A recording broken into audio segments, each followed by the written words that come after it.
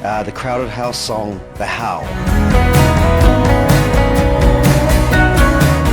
Yeah, so this song started off as a song written for the Hyperverse, my solo project. I gave a bunch of the stuff I was working on to Dad, and so eventually when we got back together in the band, all sort of figuring out how to complete Gravity Stairs, because we had about 6 songs or 7 songs and we wanted to do a few more, he was like, we've got to try The Howl, and quite frankly I was flattered, and so we did. And we have the stems all loaded up on Pro Tools here. I always wondered what this sound was, and now I found it in the stems. It really doesn't sound like Dad going, hey, hey, hey. I always thought it was like some cool synth thing going, wah, wah, wah. But no, we've got a bunch of screamed or yelled yeahs. Someone's going to have to do that live. There's so many cool guitar effects and stuff in this one.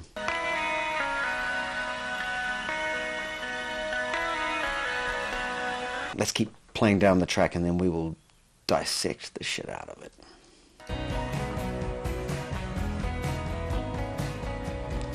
So that's Dad's guitar line on the right, and I'm on the left. And we heard it differently, so we did both, and it sounded cool. Wrote the words in the shower. It's probably my favorite place to think. And I was cracking myself up, even though I knew it was going to be an in-joke that no one would never pick up on or think was even funny. I said it was all, the howls, all wolf-based stuff, and it was first you bark, then you leaf.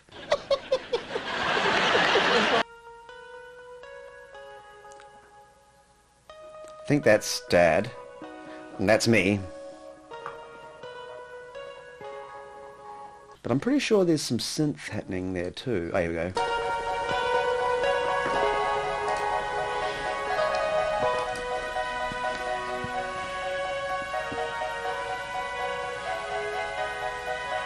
Oh, and then a sub as well. So many beautiful trippy effects, eh?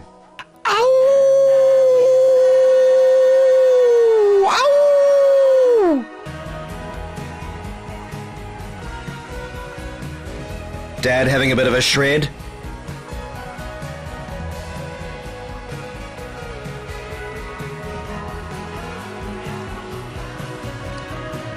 Gotta let the old boy have a shred every once in a while. He's pretty good. When we recorded this session, I think we thought we were just learning the song as usual. We did it twice, and this was the second time, maybe. The first time we even stopped halfway through because someone got lost.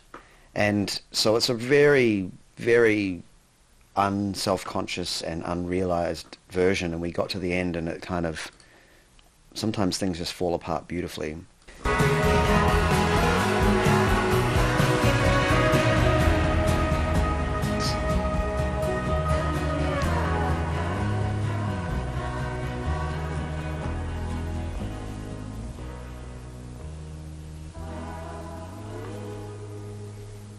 Very different to the other version. This is the drums.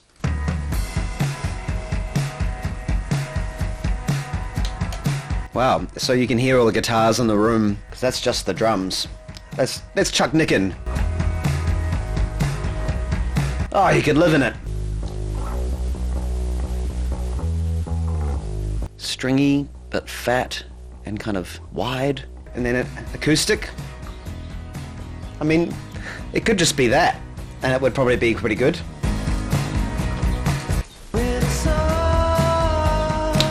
This is without all me and Mitchell's faffing about.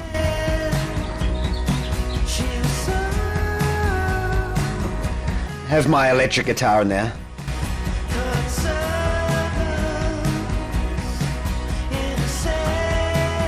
And Mitchell. Oh, that's what he goes, dong dong dong dong. But that was Dad's line. Maybe he's just doubling Dad's line.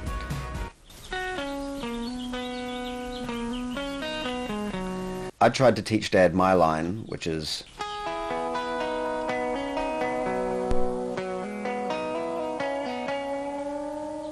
which is how I heard it and wrote it. And then he added this, and it just made a really nice little two-part kind of, I don't know, sonic mush.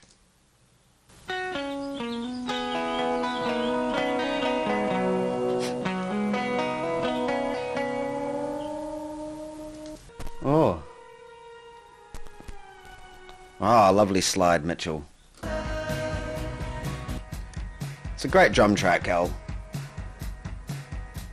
I was actually a bit self-conscious about this vocal when I listened to it today. I was like, oh, I worked on this so much more on my one that this is probably about a couple of months less developed. But, you know, these are the insecurities that we deal with as being musicians. And if that's all we have to deal with, then we're just feeling sorry for ourselves sometimes.